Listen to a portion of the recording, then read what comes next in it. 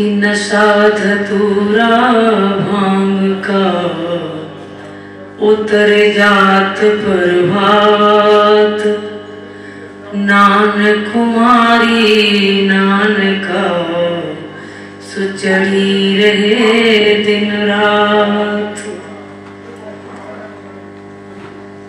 तू निज स्वरूप जाने बिना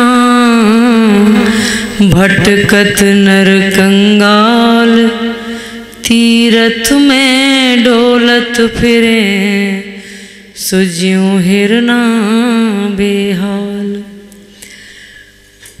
ढूंढा सारे जहां में कोई मिला न हित कर मीत,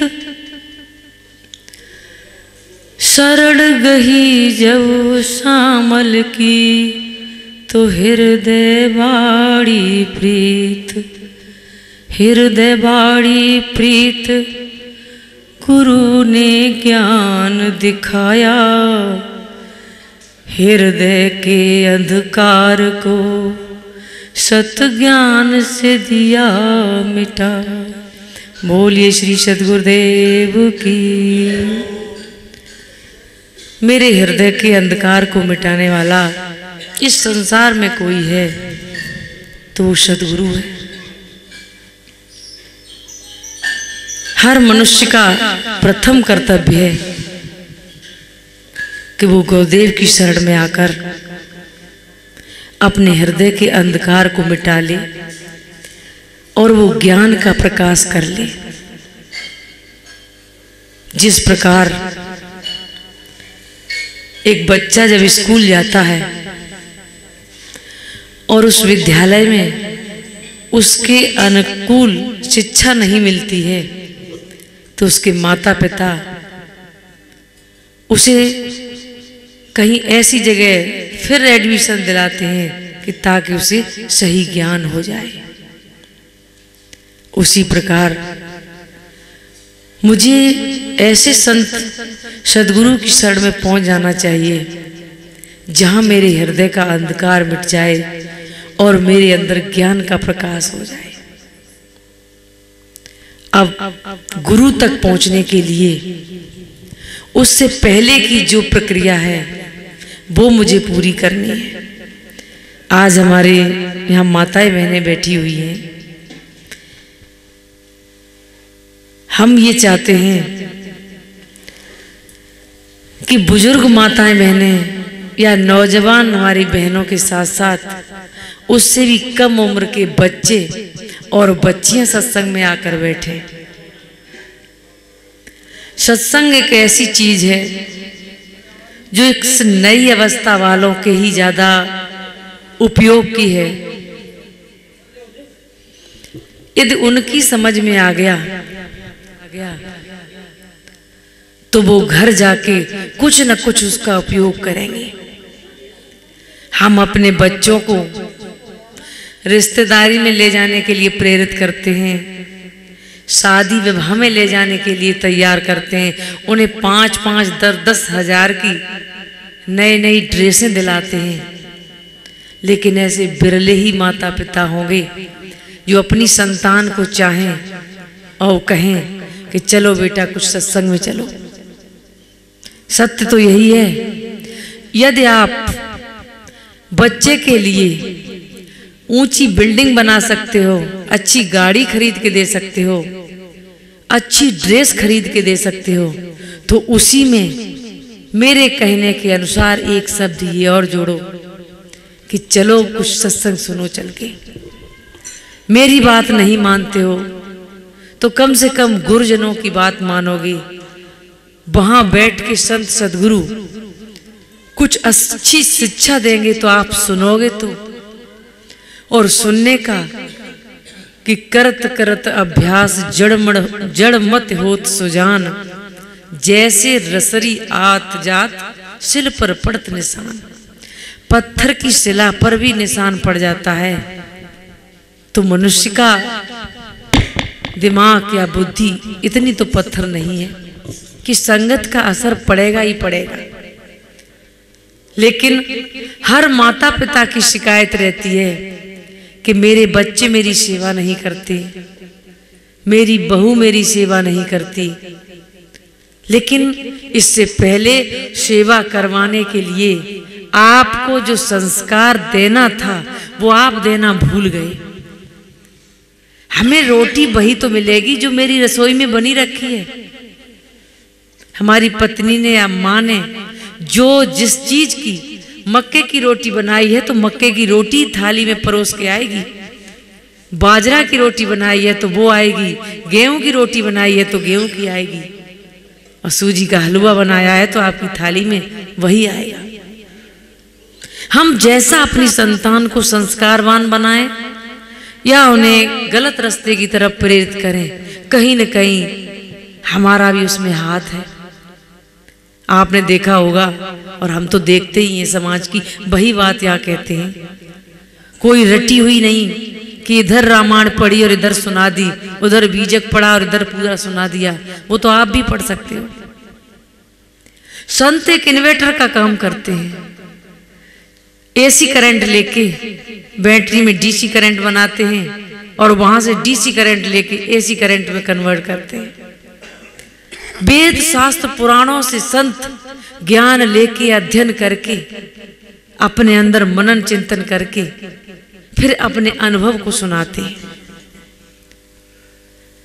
आपने भी देखा हो, एक बीड़ी पिलाने के लिए, सिगरेट पिलाने के लिए, शराब पिलाने के लिए लोग अपने मित्रों को, रिश्तेदारों को अपनी कसम खिलाएंगे, फिर अपनी पत्नी की कसम खिलाएंगे, यहां तक अपने इकलौते बेटे की कसम खिला देंगे कि तुम्हें हमारे फलाने सिंह का कसम है, एक पैक लगा लो हमारे साथ। इतने बुरे व्यसन के लिए हम अपने परिवारी जनों की कसम खिलाते, उसे प्रेरित करते और अपना खर्चा करके बोतल खरीद के लाएंगे, तंबाकू बीड़ी सिगरेट खरीद के लाएंगे और साथ पिलाएंगे।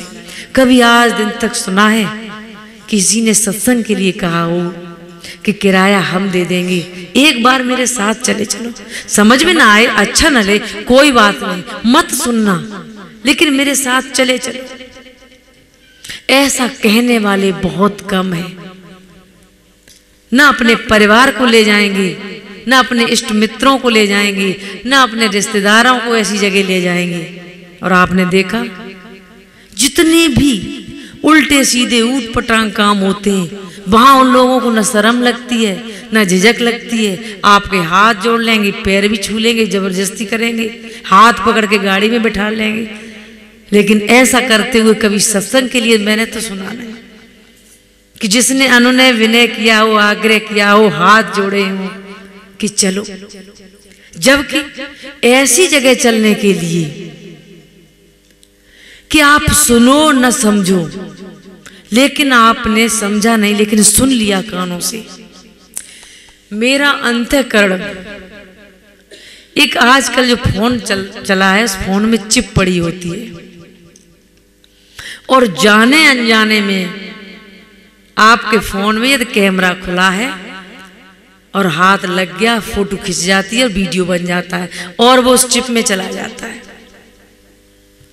आपने जान पाया न जान पाया, जब कभी आपको याद आई, फ्री बैठे हो, फोन खोलने लगे, चलाने लगे और चलाते समय उसमें फोटो या वीडियो निकल आता है। आप खुद कहते हो कि ये फोटो पता ही नहीं चला हमने कब खींच लिया। उसी तरह फिर उसकी याद आती है कि ये फोटो कहाँ खींचा था, कि आज के 10 दिन पहले हम फलानी जगह घूमने गए थे, ये वहां का फोटो है। अब पूरा सीन वहां का आ गया, पूरी याद वहां की आ गई। ठीक इसी प्रकार जाने अनजाने में, जबरदस्ती, किसी के कहने पर, बेमन से, आलस में, किसी तरह आप सत्संग में यदि बैठ गए और संतों को की वाणी को सुन लिया। अंतःकरण मेरी इस चिप की तरह है और वो वाणी चिप में चली जाती है जैसे, वैसे यहां अंतःकरण में चली जाती है। कभी न कभी ऐसा मौका लगेगा, दिन, 10 दिन, 20 दिन, महीना भर, साल भर, कि वो वाणी जरूर याद आएगी।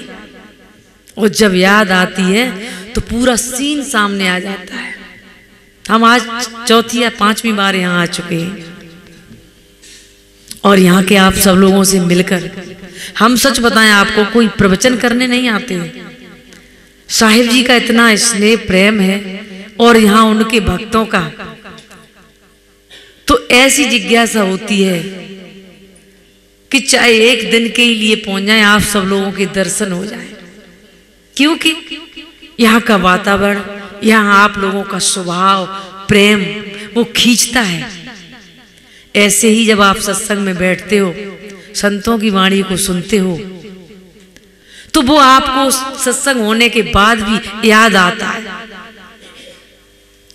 कि कबीरा दर्शन साधु के साहब आवे याद, लेखे में बोही घड़ी बाकी सब बर्बाद।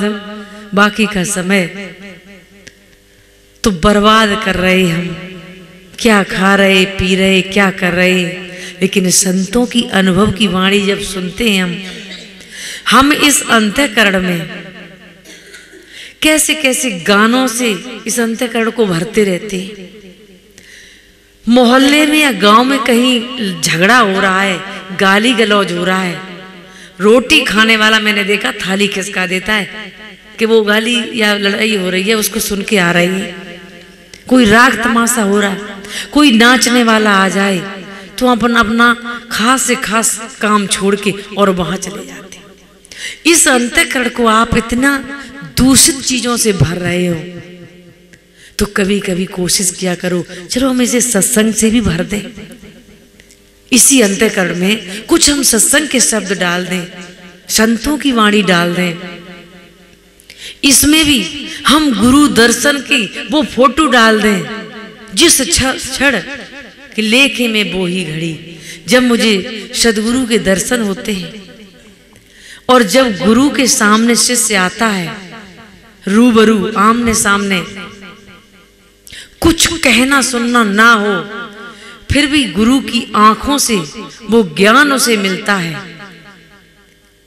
महात्मा बुद्ध 12 साल तक मौन धारण किए रहे और उनके भक्त आते थे, उनके पास बैठते, उनके दर्शन करते और उठ के चले जाते, वो कुछ नहीं बोलते।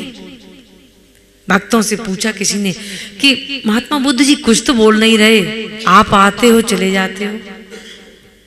कि वाणी से बोलने वाला ज्ञान एक अलग होता है, वो तो कैचिंग पावर होनी चाहिए मेरे अंदर, हम उनकी आंखों से वो ज्ञान प्राप्त कर लेते हैं।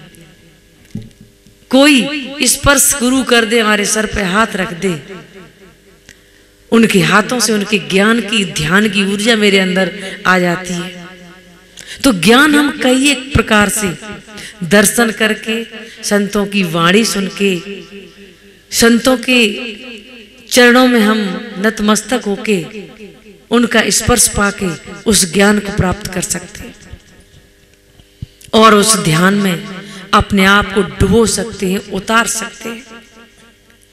लेकिन यहां तक पहुंचने के लिए पहले आपको उस परिवार को, उस घर से निकल के आना है।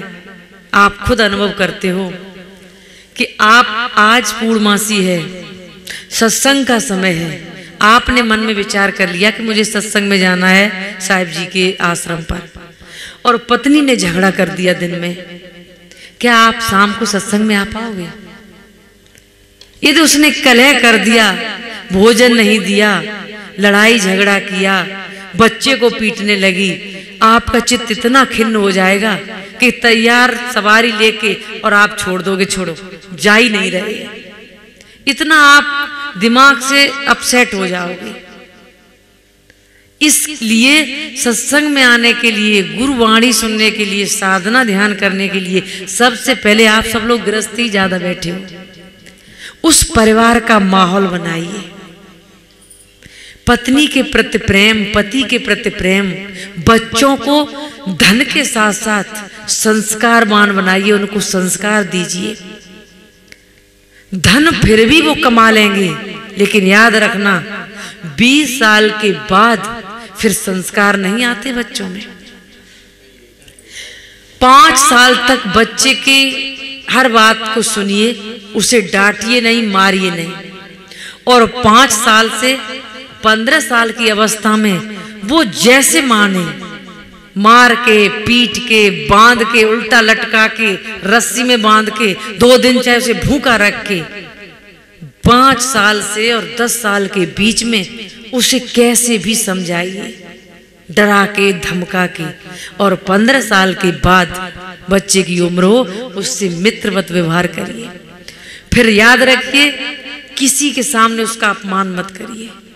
उसके शरीर में ऐसे हार्मोन्स पैदा होने लगते हैं कि उसे फिर बेइज्जती लगती है। यदि आपने अपने मित्र के सामने कह दिया कि बेटा नालायक है, सुनता नहीं, बात नहीं मानता है, शैतानी करता है, घूमता है, पैसे खर्च करता है, 15 साल के बाद बच्चे का अपमान मत कीजिए, उससे अपशब्द मत बोलिए, मित्रवत व्यवहार कीजिए।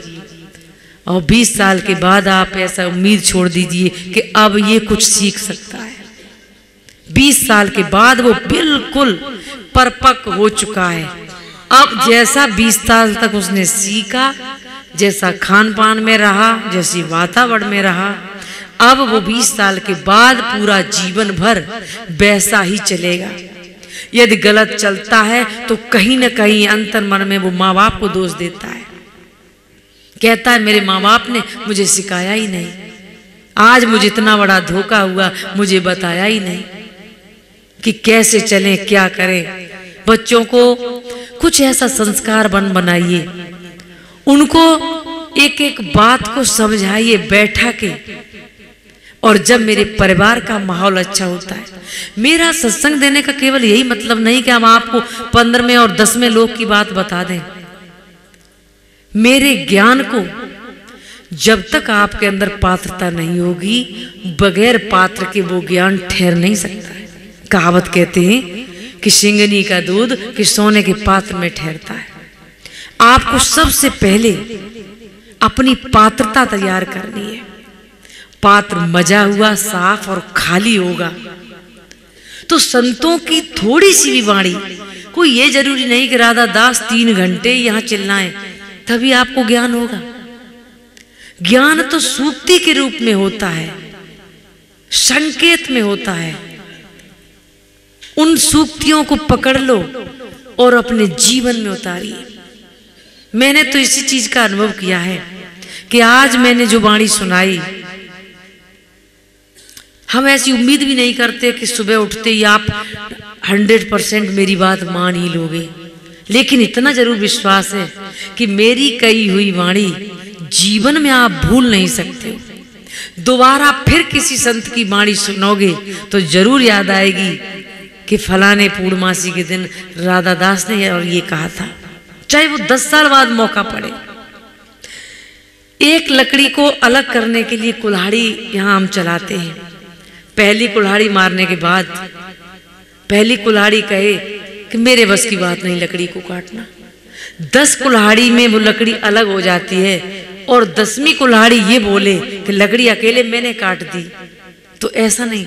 क्या वो 9 कुल्हाड़ियों की चोट बेकार गई है? नहीं गई। एक एक कुल्हाड़ी की चोट का असर हुआ है। आज यदि हम इस जगह हैं, गुरुदेव की कृपा से, उनके ज्ञान से ज्ञान प्राप्त हुआ है, तो क्या कोई एक दिन का विषय नहीं है, एक जन्म का भी नहीं है। मुझे भी समझाने में संत गुरुओं ने पता नहीं कितना समय लगाया होगा, कब कब कौन कौन सी बात कही, तब जाके इस जन्म में बचपन से ही ऐसी विचारधारा हो गई।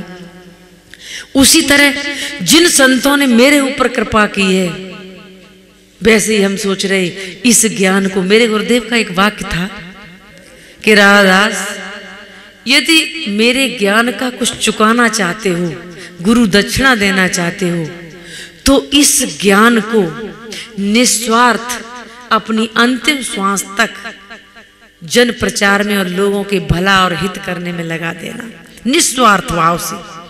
इस ज्ञान को कभी बेचना नहीं। कोई ये नहीं कि ये इतना पैसा चाहिए, इतनी विदाई चाहिए, इतना यहाँ मिले, इतना वहां मिले, तब हम ऐसा करेंगे। निस्वार्थ।